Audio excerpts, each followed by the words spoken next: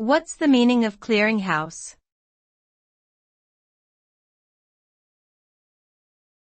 Clearinghouse.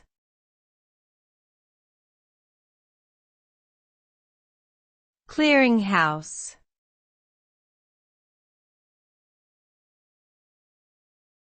Clearinghouse.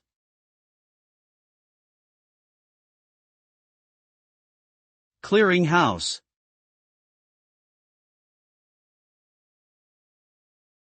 A clearinghouse is a financial intermediary that facilitates the settlement of transactions between two parties by ensuring the efficient and accurate transfer of funds and securities.